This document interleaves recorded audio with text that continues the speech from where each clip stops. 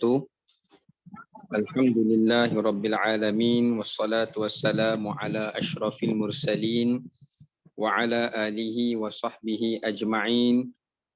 Qala rabbi shrah lana sudurana wa yassir lana umurana wahlul 'uqdatam min alsinatina yafqahu qawlana, amma ba'd.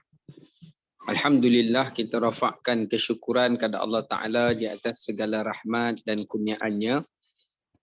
Pada tengah hari ini kita diberikan peluang dan keizinan oleh Allah Ta'ala dengan rahmatnya untuk dapat kita menyambung semula bagi tadabbur kita menerusi surah Ad-Dukhan.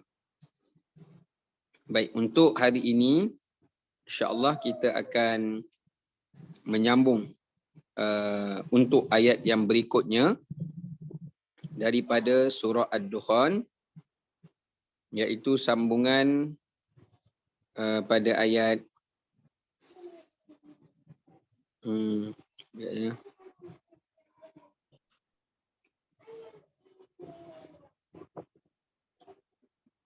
ayat 25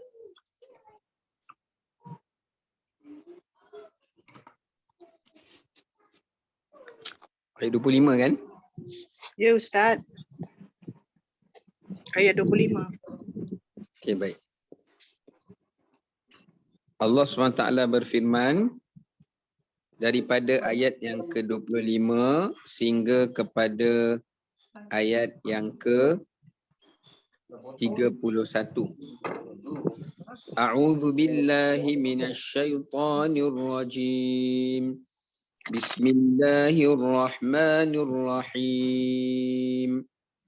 Kam taraku min jannatin wa 'uyun wa zuru'in wa maqamin karim wa na'matin kanu fiha fakihin.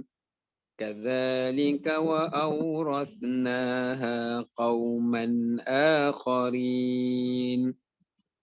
Fama bakat 'alaihimus samaa'u wal ardu wa ma kanu munzarin. Walaqad najjayna bani Israila minal 'adzabil muhin. Min fir'auna innahu kana 'aliyan minal musrifin.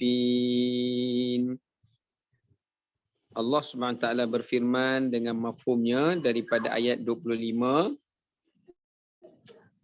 Banyak sungguh daripada kebun-kebun dan mata air yang telah mereka tinggalkan, dan juga berbagai jenis tanaman serta tempat-tempat kediaman yang indah, dan juga kemewahan hidup yang mereka sekian lama menikmatinya dalam kesenangan. Demikianlah keadaan hukum kami ke atas orang-orang yang durhaka, dan kami jadikan semua peninggalan Fir'aun dan pengikut-pengikutnya itu adalah milik kaum yang lain, yakni Bani Israel. Mereka ketika dibinasakan itu tidak ditangisi oleh langit dan bumi atau penduduk kedua-duanya, dan mereka pula tidak akan diberi tempoh lagi. Ayat 30, dan demi sesungguhnya kami telah selamatkan kaum Bani Israel dari azab yang menghinakan. Ayat 31, dari penindasan Fir'aun, sesungguhnya ia adalah seorang yang sombong takbur, lagi terbilang daripada kalangan golongan orang-orang yang melampaui batasan. Baik, itu adalah daripada ayat 25 sehingga ayat 31. Ayat ini Allah Ta'ala bercerita kepada kita berkenaan dengan peninggalan dan kesudahan Fir'aun.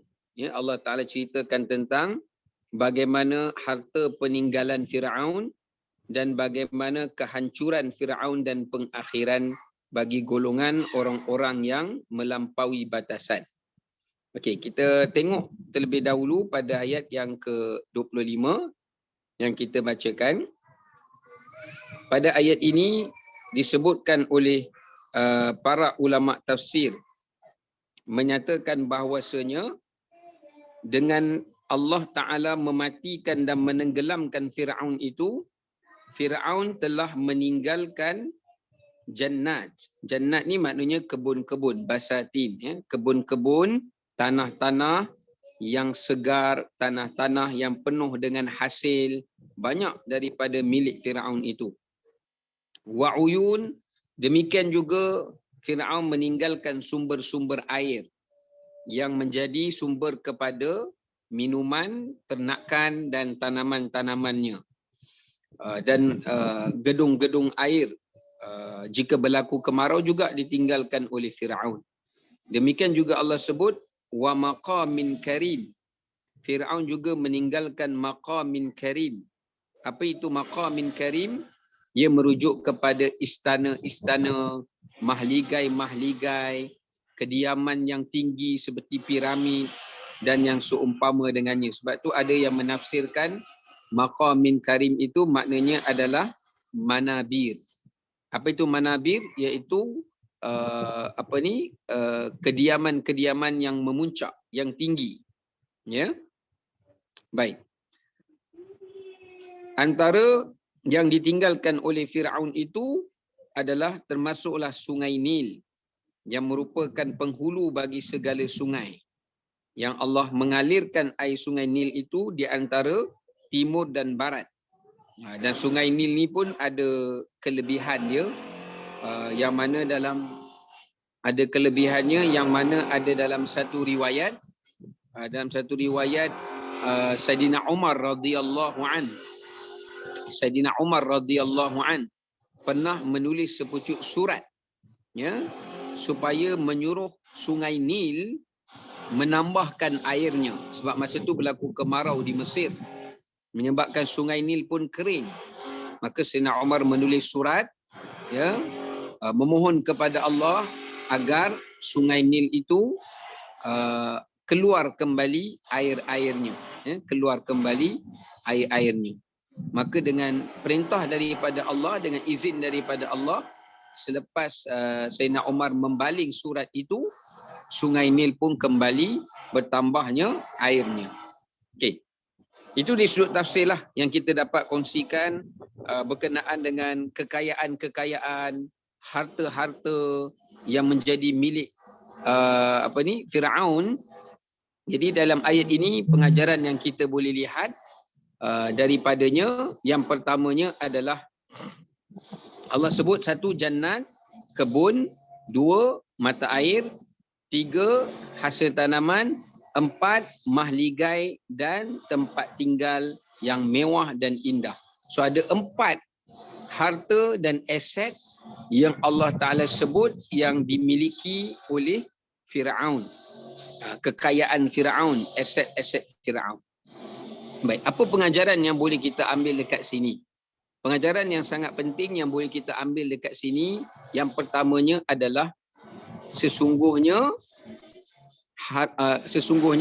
dunia dan segala harta yang dimiliki oleh kita di dunia ini semuanya adalah akan ditinggalkan dan semuanya akan menjadi warisan pewaris. Ya, warisan pewaris.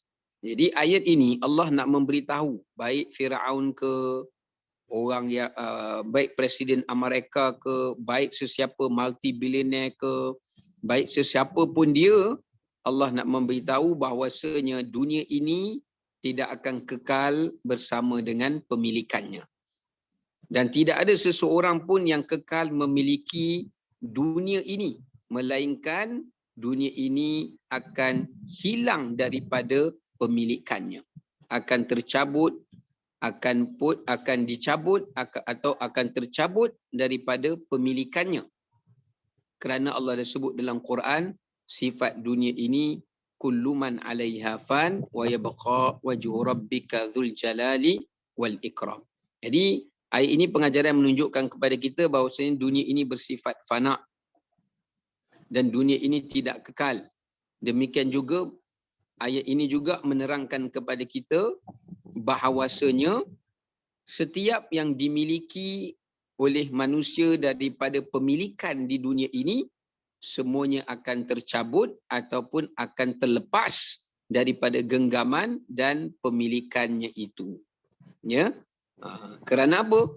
Kerana hak pemilikan yang kekal abadi yang Allah Ta'ala sediakan kepada manusia dan hamba-hambanya yang taat dan yang beriman dan bertakwa itu adalah dua. Satu, pemilikan yang kekal itu adalah merupakan amal yang soleh. Ya, amal yang soleh ni kekal. Suatu dalam surah Al-A'raf, Allah Ta'ala ada menyebutkan فَأَمَّا الزَّبَدُ فَيَذْهَبُ جُفَاءً وَأَمَّا مَا يَنْفَعُ النَّاسِ فَيَمْكُثُ فِي الْأَرْضِ كَذَلِكَ يَضْرِبُ اللَّهُ الْأَمْثَالِ. Kalau kita tengok dalam surah Al-A'raf, Allah sebut pada ayat 17, Allah mengumpamakan amal soleh ini berbeza dengan pemilikan harta dunia. Allah sifatkan dunia ini dalam surah Al-A'raf ayat 17 itu seperti buih-buih yang berada di pesisiran pantai. Fa'ammaz zabad. Allah kata, adapun dunia, fayadhhabu jufa'a. Dia seperti buih-buih yang berada di pesisiran pantai. Masa nak dekat air tu nampak penuh buih. Bila sampai ke pesisiran pantai, hilang. Bila air tu turun balik, hilanglah buih-buih tadi. Wa amma ma yanfa'un nas fayamkuthu fil ard.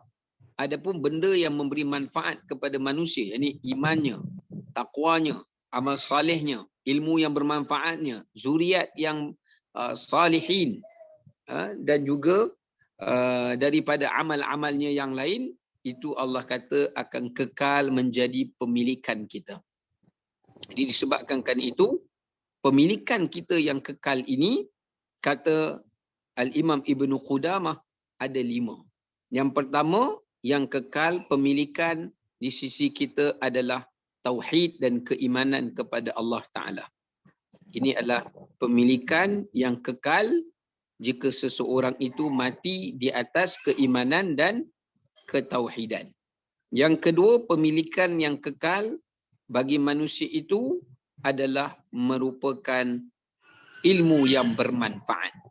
Maksudnya ilmu yang dia ajar, ilmu yang dia belajar, ilmu yang dia sampaikan, ilmu yang dia kembangkan, ilmu yang dia wariskan, ini juga kekal.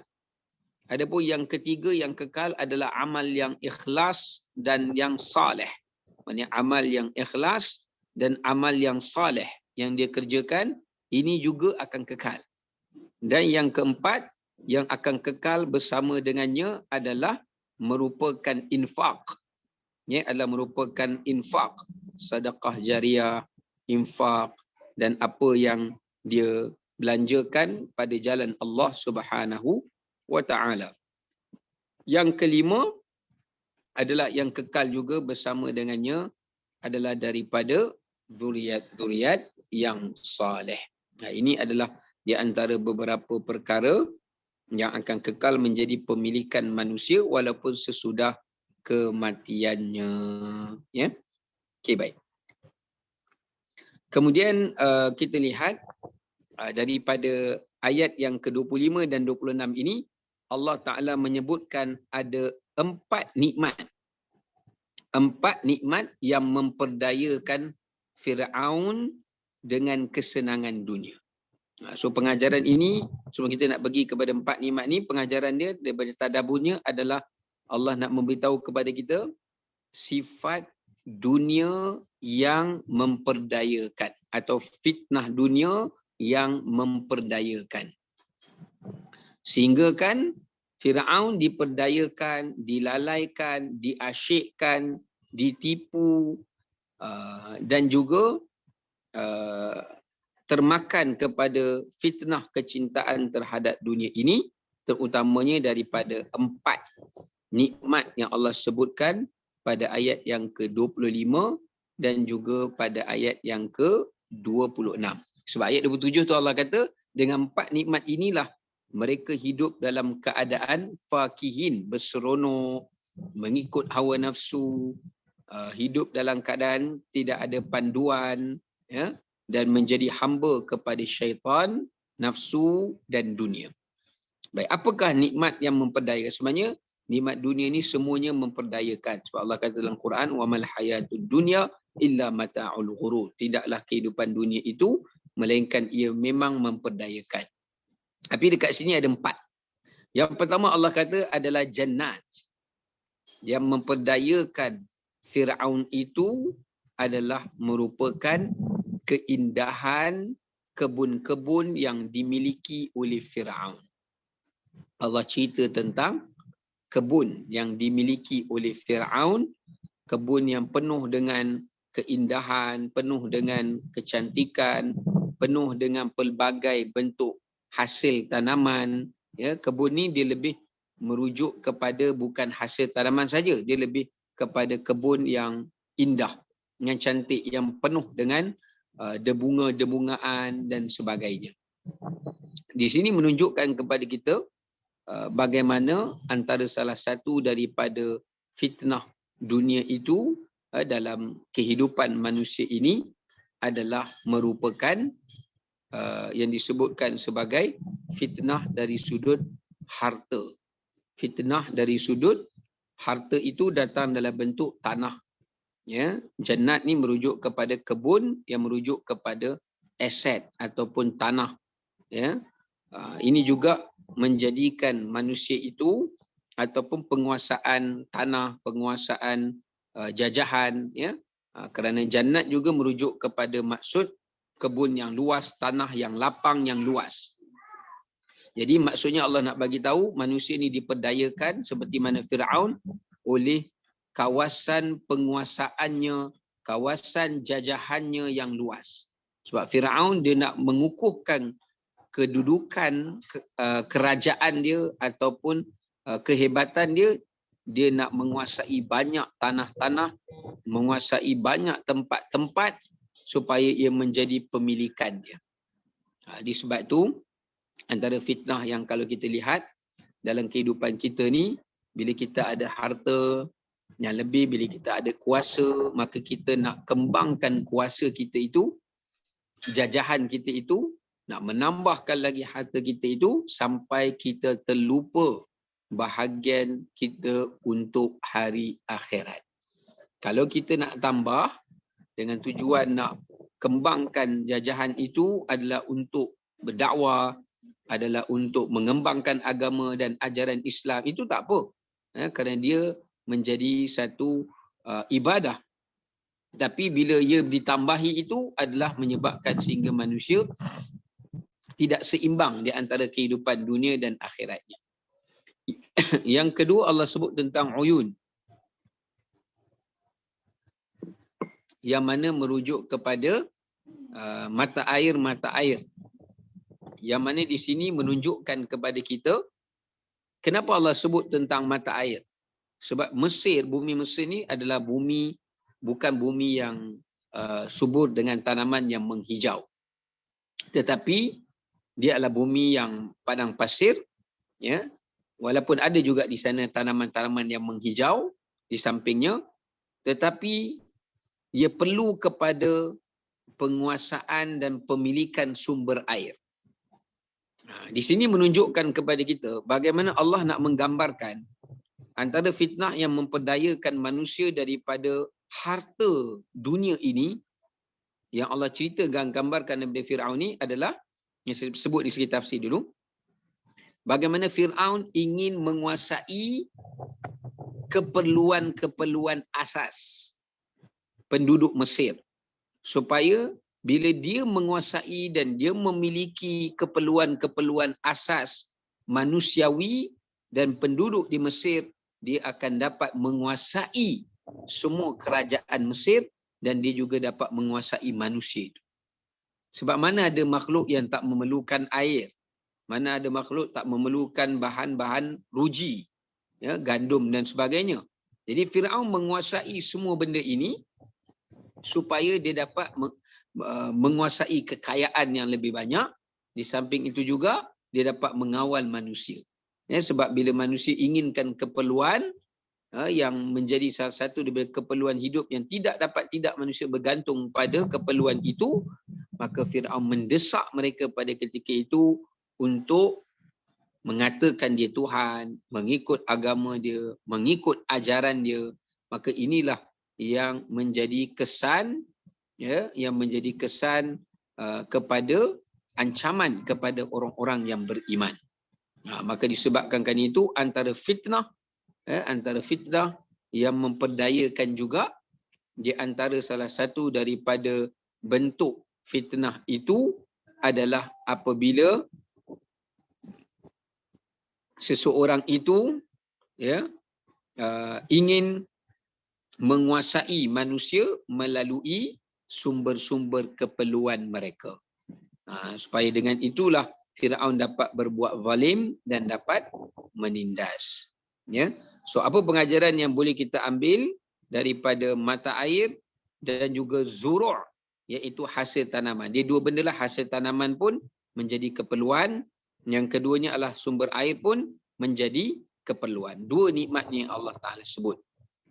Hasil tanaman tu macam gandum yang mereka bergantung padanya dan seumpama dengannya.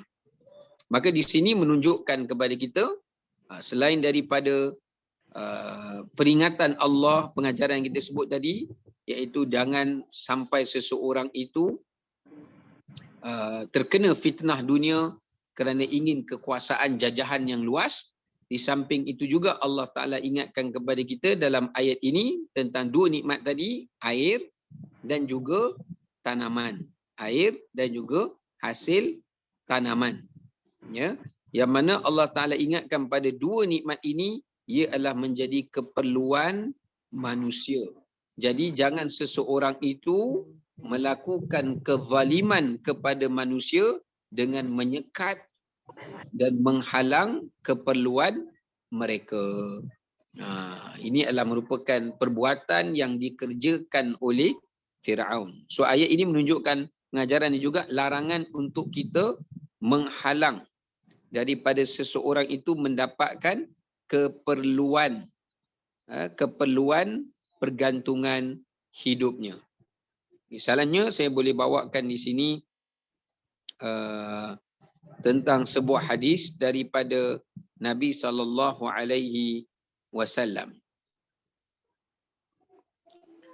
Ada satu hadis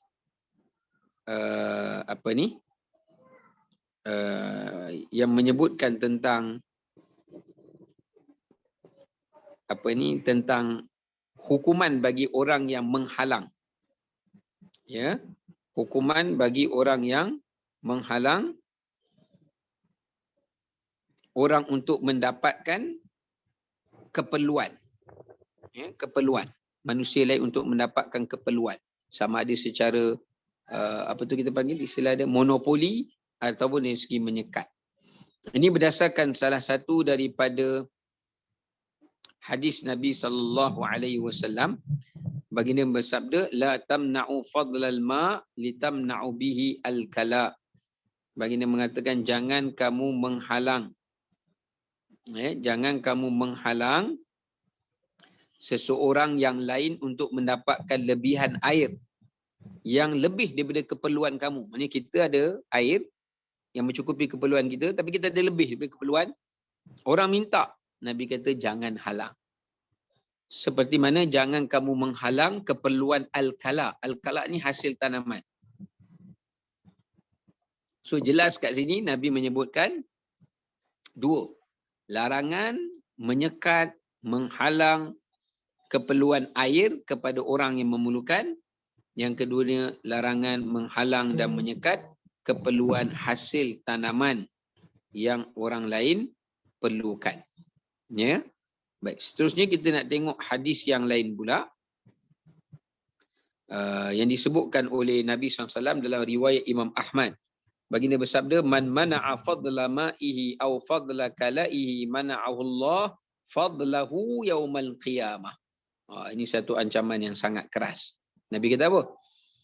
Daripada Amr bin Shu'aib ibn Abi, daripada datuknya, baginda bersabda, sesiapa yang menghalang orang lain daripada mendapatkan lebihan airnya atau lebihan daripada hasil tanamannya, maka Allah Ta'ala akan menghalang kurniaan Allah kepadanya pada hari kiamat. Ini merupakan satu hadis yang sangat keras ancamannya daripada baginda Nabi SAW dan daripada Allah Subhanahu Wa Ta'ala juga bagi golongan yang menghalang, menyekat dan mengawal keperluan-keperluan orang lain dengan sebab tujuan kezaliman, keuntungan dan yang seumpama dengannya. Ya. Baik. Itu pengajaran yang boleh kita ambil daripada yang kedua. Daripada ayat 25-26. Kemudian yang ketiga, Allah sebut juga fitnah yang seterusnya adalah maqamin karim. Tempat tinggal, istana yang megah dan yang mewah. Ya, maqamin karim.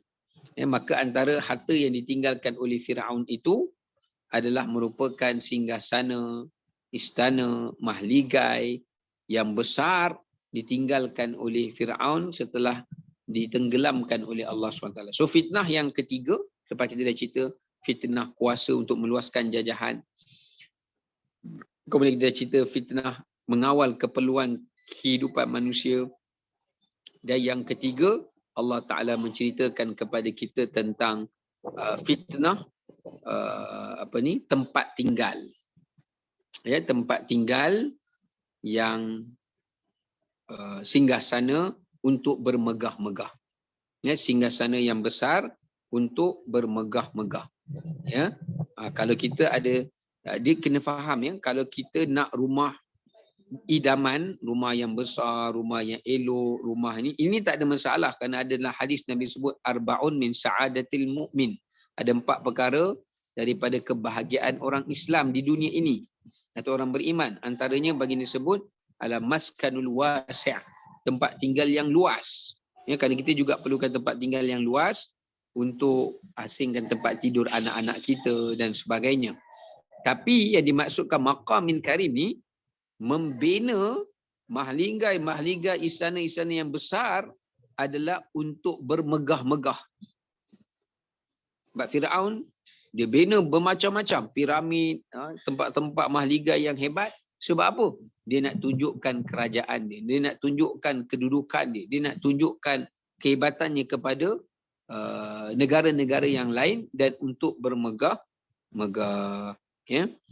Sebab tu kalau kita tengok di dalam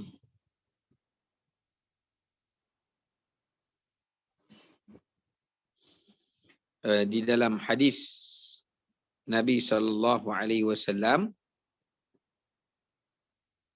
yang baginda sebut adalah hadis yang masyhur daripada riwayat Umar ibn al-Khattab radhiyallahu an, ya, yang mana Nabi SAW sebut antara salah satu daripada tanda-tanda kiamat itu adalah hadis yang masyhur, kita belajar juga dalam hadis 40 pun ada. Antaranya adalah baginda menyebutkan apa tu? Antalidal amatu rabbataha wa antaral hufata urata ri'a asy-sya'i yatatawaluna fil bunyan. Ya, kamu akan melihat bagaimana salah seorang daripada pengembala kambing, ya, salah seorang daripada pengembala kambing yang mana mereka itu berlumba-lumba di dalam membina bangunan-bangunan yang tinggi, ya, baik, dengan tujuan untuk bermegah-megah. Itu yang dilarang oleh baginda Nabi sallallahu alaihi wasallam. Ya, sebenarnya membina rumah yang luas, rumah yang lapang ini tidak salah. Tapi yang salahnya apabila nawaitu dia tu, tujuan dia itu adalah untuk bermegah, untuk menyombongkan diri, dan seumpama dengannya, maka itu adalah termasuk daripada ancaman yang diberikan oleh baginda Nabi sallallahu alaihi wasallam. Ya.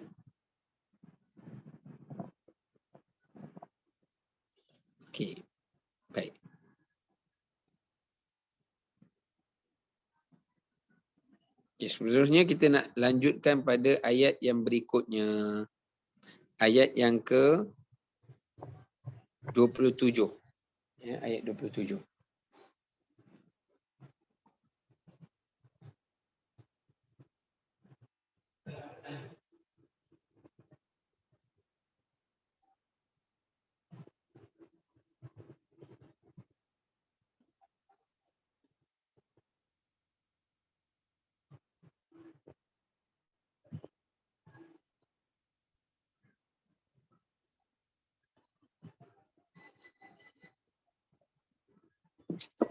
Okey, kita lihat pada ayat ke-27. Allah Ta'ala sebut, yang seterusnya yang ditinggalkan oleh Fir'aun itu wa na'mah. Kita tengok apa tafsiran yang diberikan oleh para ulama berkenaan dengan wa na'mah. Dan dimaksudkan wa na'mah itu adalah aisyah, iaitu lifestyle. Bagaimana pakaian Fir'aun itu, perhiasan Fir'aun itu, makanan Fir'aun itu, dan juga termasuk daripadanya adalah harta daripada shilling ataupun duit yang dimiliki oleh Fir'aun itu. Itu disebutkan wa na'mah. Mula-mula Allah sebut tentang nikmat, Allah Ta'ala sebut tentang kekuasaan untuk pemilikan tanah yang luas. Lepas tu Allah Ta'ala sebut tentang penguasaan keperluan manusia. Kemudian Allah Ta'ala sebut tentang fitnah yang menimpa Fir'aun itu adalah mahligai istana untuk dia bermegah-megah. Dia nak menunjukkan kekayaan dia, nak mencabar Allah SWT dan Nabi Musa AS. Dan yang terakhir adalah wa na'mah, iaitu harta daripada dunia yang ia miliki, daripada perhiasan, pakaian dan yang sebagainya. Yang dahulunya dan makanan yang dahulunya Fir'aun berseronok-seronok dengan bermudah-mudah sambil menikmati harta, perhiasan, pakaian yang dia miliki itu adalah dengan secara mudah dan juga senang. Ya, ini yang menyebabkan Fir'aun itu dalam keadaan melampaui batasan. Ya, dalam keadaan melampaui batas. Okay, kalau kita lihat kat sini, yang berikutnya Allah Ta'ala sebut tentang fitnah harta. Ini saya boleh kaitkan dengan sebuah hadis daripada baginda Nabi SAW.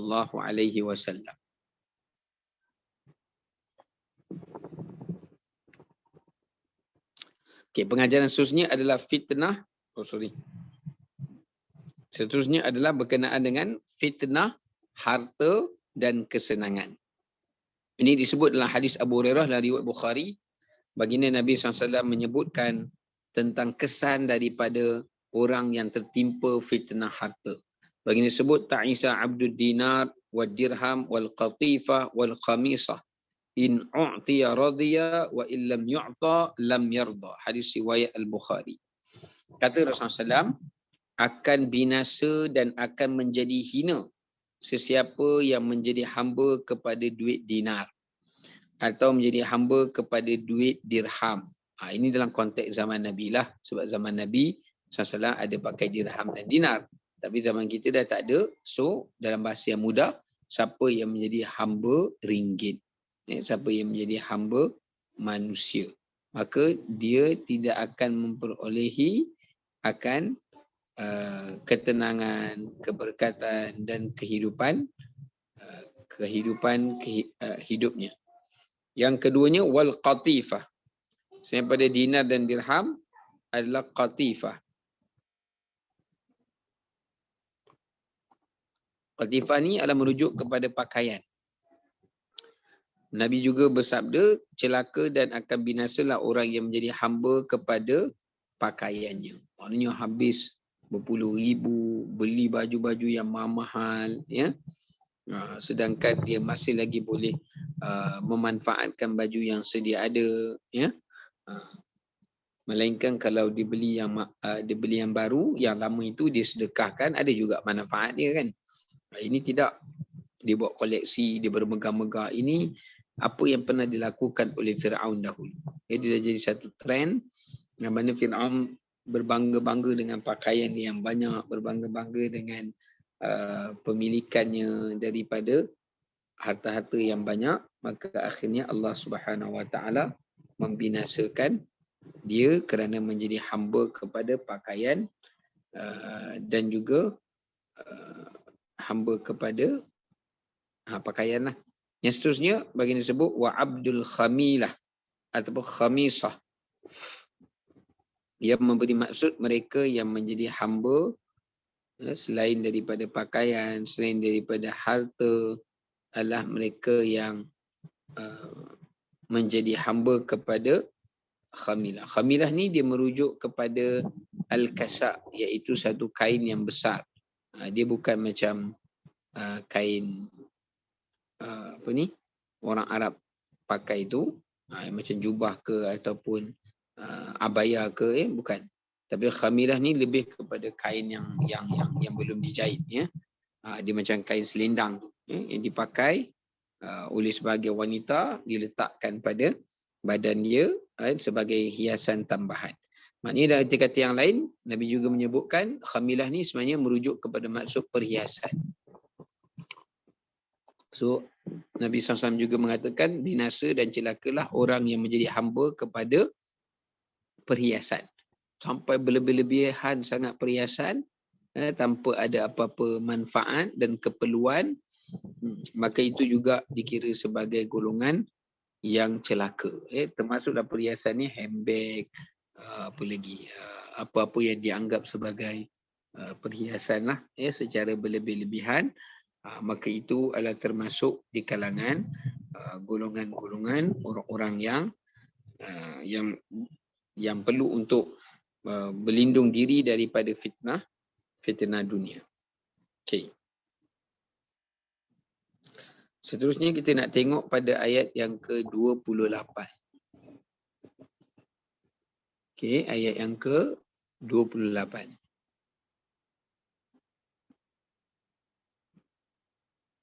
Okey. Pada ayat yang ke-28, Allah Subhanahu Wa Taala, habis kita dah tadi sampai pada ayat 27, kita masuk pada ayat 28. Allah Taala sebut wa awrathnaha qauman akharin.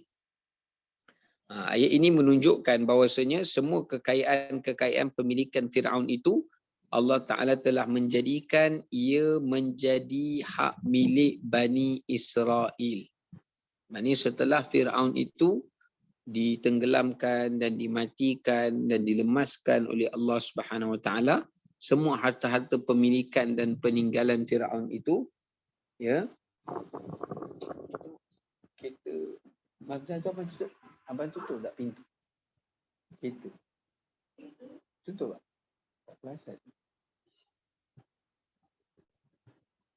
Tak apalah. Okey, kita sambung balik. Maka Allah Ta'ala wariskan segala kekayaan Firaun itu kepada qauman akharin. Siapakah qauman akharin yang dimaksudkan di dalam ayat ini? Mereka itu adalah merupakan kaum Bani Israel. Ya, yang mana kita tengok di sini ada beberapa pengajaran yang sangat penting. Yang pertama, sebelum kita pergi di pengajaran itu, untuk kita faham ayat ini, bagaimana Allah nak memberitahu dalam kisah ini, Firaun telah menindas kaum Bani Israel dengan sekian lamanya, berpuluh tahun lamanya, mungkin ratusan tahun lamanya.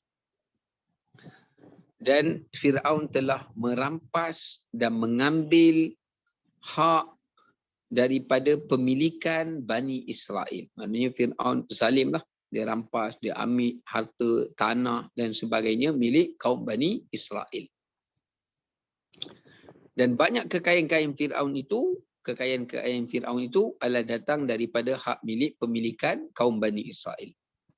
So Allah Ta'ala tunjuk dalam ayat ini bagaimana Allah mematikan Firaun, Allah hancurkan Firaun, Allah binasakan Firaun dan bala tenteranya, dan kemudiannya Allah Ta'ala kembalikan semula harta-harta milik kaum Bani Israel yang telah dirampas secara zalim oleh Fir'aun, bahkan Allah tambah lagi kepada mereka bukan harta mereka saja, tetapi termasuklah harta yang ditinggalkan oleh baginda Nabi Yunus alaihi assalam.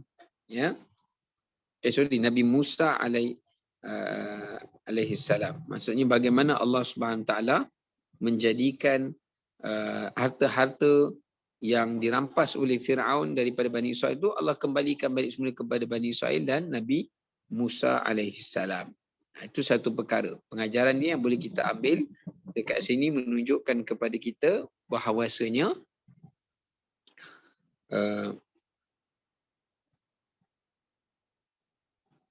Allah Ta'ala menyebutkan bahawasanya setiap daripada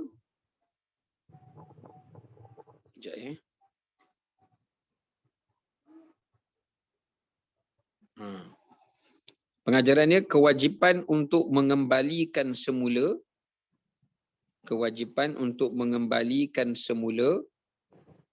hak dan harta milik orang lain kepada ahlinya. Kembalikan semula kepada ahlinya. Dan Allah nak kembalikan dengan dua cara. Sama ada kita sendiri yang serah diri kembalikan balik, ataupun Allah Ta'ala yang mengembalikan semula. Maksudnya Allah matikan si fulan itu, kemudian Allah jadikan hartanya yang dimiliki itu menjadi milik orang lain. Ya, dikembalikan pula kepada orang lain. Ya, baik. Kemudian yang ketiga, pengajaran yang boleh kita ambil dekat sini menunjukkan kepada kita bahawasanya setiap bahagian daripada harta dan dunia itu ia akan berpindah milik daripada satu tangan kepada satu tangan yang lain kerana ia adalah merupakan satu sunnatullah. Di sini juga menunjukkan kepada kita pengajaran merupakan satu sunnatullah dan ketetapan Allah. Setiap barang daripada dunia yang kita milik ini, ketetapan Allah, sunnatullah menetapkan ia pasti satu hari akan berpindah pemilikan kepada orang lain. Sama ada kita suka ataupun kita tidak suka.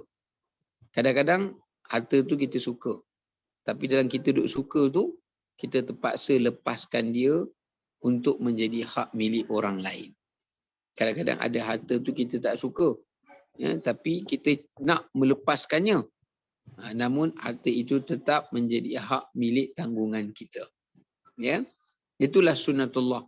Bagaimana Allah Ta'ala boleh menjadikan orang miskin itu kaya, demikian juga Allah Ta'ala boleh menjadikan orang kaya itu adalah akan menjadi miskin. Ya, maka di sini menjadi satu ketetapan sunnatullah, kitaran alam ini, ya, yang Allah Ta'ala jadikan setiap sesuatu nikmat itu pasti akan bersilih ganti pemilikannya seperti mana bersilih gantinya antara siang dan malam.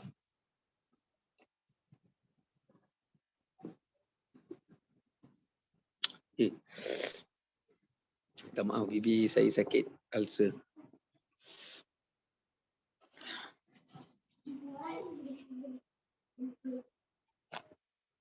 Okey, yang seterusnya kita nak lihat daripada pengajaran terakhir daripada ayat yang ke-28 ini.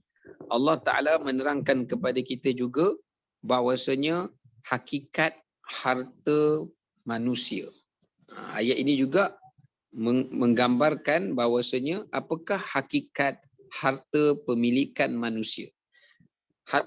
Hakikat harta manusia itu seperti mana yang disebutkan oleh Nabi SAW di dalam sebuah hadis yang disebutkan oleh baginda. Ya.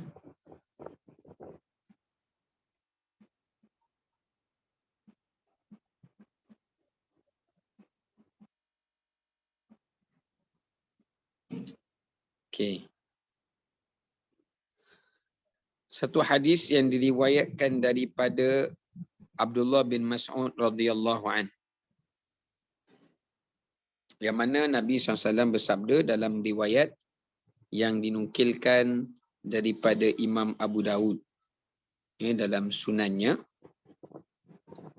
Demikian juga disebut oleh Al-Imam Al-Bukhari, yang mana Nabi SAW bersabda, siapakah di antara kamu yang lebih mencintai harta pewarisnya atau harta orang lain berbanding hartanya sendiri?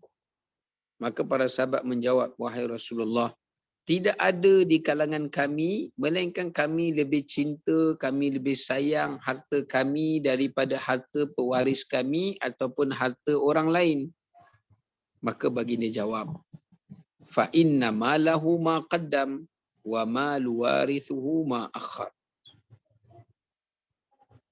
Di mana Nabi SAW mengatakan, adapun harta kamu itu adalah harta yang telah kamu belanjakan. Qaddam ni maknanya harta yang dah berlalu. Maknanya apa yang kamu dah belanja, apa yang kamu dah infak, apa yang kamu dah keluarkan, itu adalah merupakan harta kamu.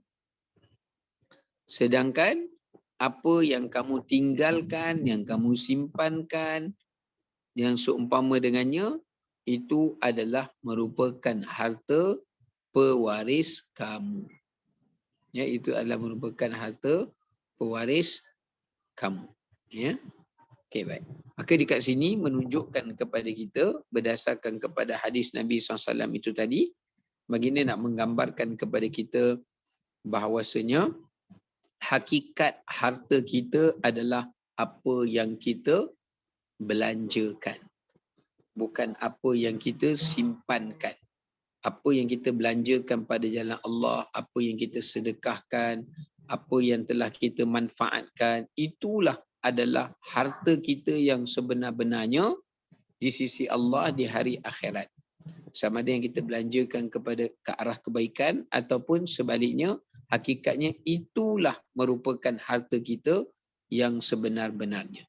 Adapun yang kita tak belanjakan, yang kita simpan, yang kita sembunyikan dan sebagainya, itu hakikatnya adalah merupakan harta pewaris kita. Maknanya anak-anak kita yang akan mewarisi harta itu daripada kita. Ya.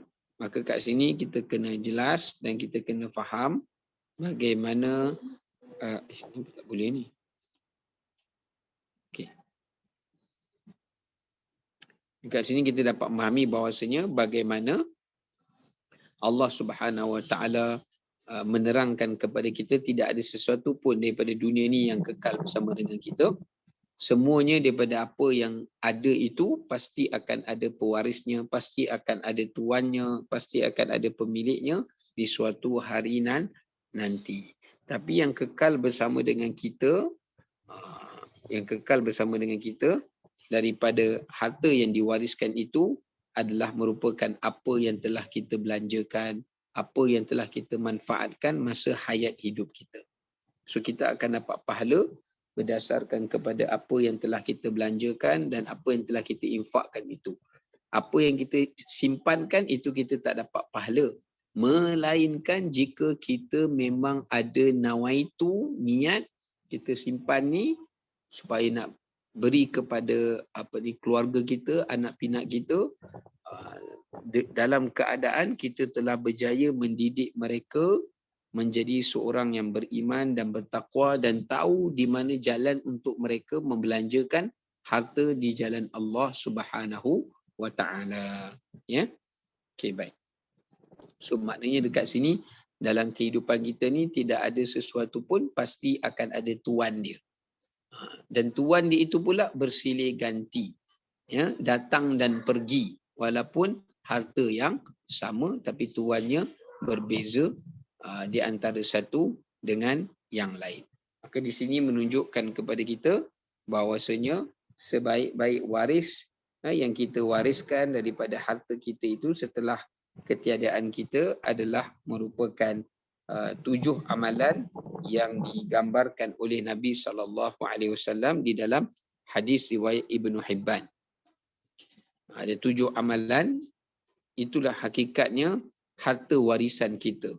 Ya, harta warisan akhirat kita. Ya. Baik. Antara hadis yang disebutkan oleh Nabi SAW itu dalam riwayat Ibnu Hibban, ada 7 amalan yang akan mengalir, akan diwarisi oleh kita setelah kematian kita, sedangkan kita berada dalam kubur. Yang pertama, man 'allama ilman, sesiapa yang mengajarkan ilmu. Dia mengajarkan ilmu, lalu ilmu tu dimanfaatkan oleh anak-anak murid dia, atau dimanfaatkan walaupun dia tak ada anak murid pun, kalau dia sampaikan ilmu kat kawan dia amalkan, dia dapatlah. Dia beritahu kat anak dia ke suami dia ke, mereka akan dapatlah. Seterusnya, au ajra nahran, orang yang mengalirkan air sungai. Au hafara bi'ran, atau orang yang membuat perigi. Apa maksudnya? Mengalirkan air sungai atau orang yang membuat perigi. Maksudnya gambaran dia, ilah ke dia kat sini, punca hukum dia kat sini, sesiapa yang mereka itu memberikan manfaat ataupun sedekah yang paling panjang kesan dia, atau yang paling besar manfaatnya. Sebab tu Nabi sebut air. Sebab Nabi sebut air, bukan Nabi nak kata hanya sedekah tu dalam bentuk perigi saja ke, atau sedekah tu dalam bentuk tong air ke, bukan. Tapi hakikatnya yang Nabi SAW nak sampaikan berkenaan dengan air tu tadi, bila kita nak buat sedekah, kita buat sedekah yang panjang manfaat dia. Sebab air ni kan manfaat dia kan kekal, manfaat sebab semua orang perlukan air, dan orang boleh buat dengan air tu bermacam-macam keperluan. Sebab tu pengajaran dekat sini, selain daripada ilmu, kalau kita nak buat sedekah, kita nak buat satu benda yang kita boleh warisi daripada harta pahala kita itu setelah kita mati, adalah kita buat sedekah yang paling panjang manfaatnya, yang paling kekal manfaatnya, yang paling lama manfaatnya. Itu maksudnya. Kemudian au gharasa nakhlan, orang yang menanam pokok. Pokok tamar lah kat sini. Maknanya dekat sini antara harta yang kita pusakai ini daripada pahala yang Allah janjikan adalah merupakan tanaman-tanaman pokok yang kita cucuk tanam, batu orang dapat manfaat daripada buahnya, teduhannya. Ini pun kita kena faham teks hadis ni dengan betul. Bukan Nabi nak suruh kita tanam pokok saja supaya orang dapat manfaat daripada hasil tanaman kita saja. Tapi maksudnya dekat sini, sebab sifat pokok ni selain daripada dia mengeluarkan hasil, ya, dia juga bersifat kekal.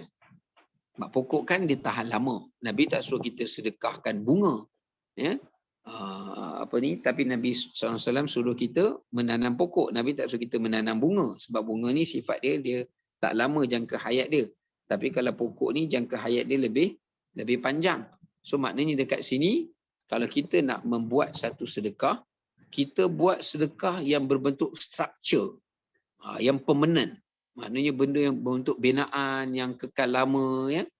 Kemudian sedekah yang kita buat dalam bentuk binaan itu, dia sentiasa berkembang manfaat dia, ya. Itu maksud dia. Contoh kita buat madrasah, ya, kita buat sekolah, ataupun kita buat tempat orang berteduh daripada panas matahari, atau orang berteduh ketika hujan, ya, kita buat tempat-tempat berteduh lah, tak kisahlah. Di tempat-tempat tu orang boleh menumpang untuk berteduh dan sebagainya, ataupun kita buat rumah orang, ya, orang yang tak ada rumah, ya, dan sebagainya. Termasuklah orang yang membina masjid, ya, sama ada membina masjid tu membina binaan ke, ataupun membina masjid tu dalam arti kata membina mengimarahkan masjid, ya, membina kerohanian masjid itu, program-program kerohanian masjid itu, ya. Termasuk juga orang yang mewariskan mushaf, ini orang yang mewariskan Quran. Dia ajar anak dia Quran ke, ataupun dia wariskan dalam bentuk infak Quran ke, ya, ataupun kitab-kitab agama ke, dia tulis ke, dan sebagainya. Dan yang terakhir, orang yang meninggalkan anak yang soleh yang mendoakan bagi. Jadi ini adalah merupakan hakikat harta yang kita akan warisi. Kalau harta yang berbentuk dunia ni, ia bukan kita warisi, tapi ia akan diwarisi. Sebab itulah ada ayat 28 ni Allah Ta'ala sebut, semua harta Fir'aun, semua telah diwarisi. Tetapi dia bukan diwarisi oleh keluarga Fir'aun. Bukan diwarisi oleh pengikut Fir'aun. Tapi dia diwarisi oleh kaum yang lain. Kaum yang mana? Kaum yang ditindas. Ini Bani Israel. Ya, kaum yang ditindas oleh Fir'aun itu yang akan mewarisinya. Ya, siapa yang akan mewarisi? Iaitu kaum yang beriman. Sebab masa itu Bani Israel beriman kepada ajaran Nabi Musa AS. Kalau boleh saya bawa contoh ayat Quran yang lain.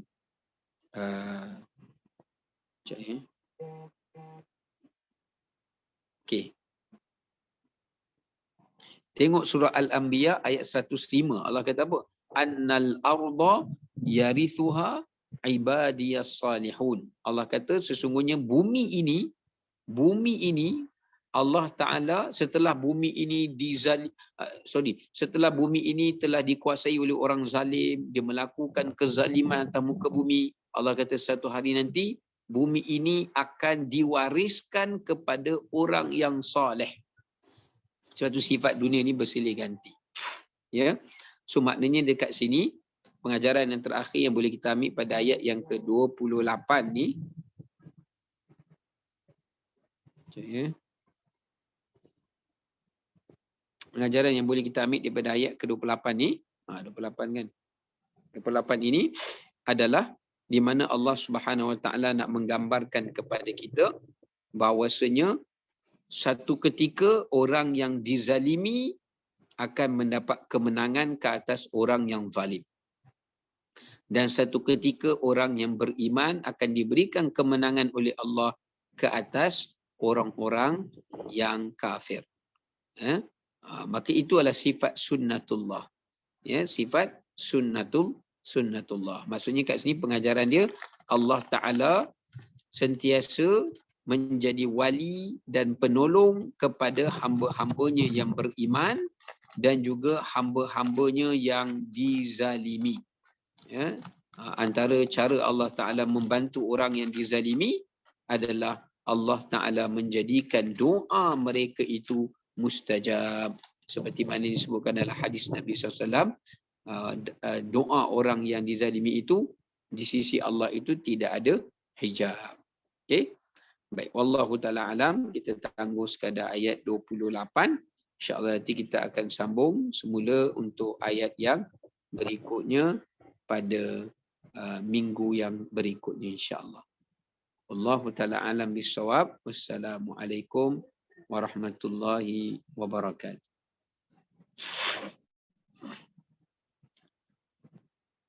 Mak bateri nak habis. Alamak.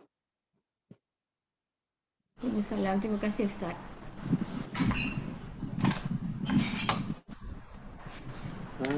Mobile Yoti je. Ayah.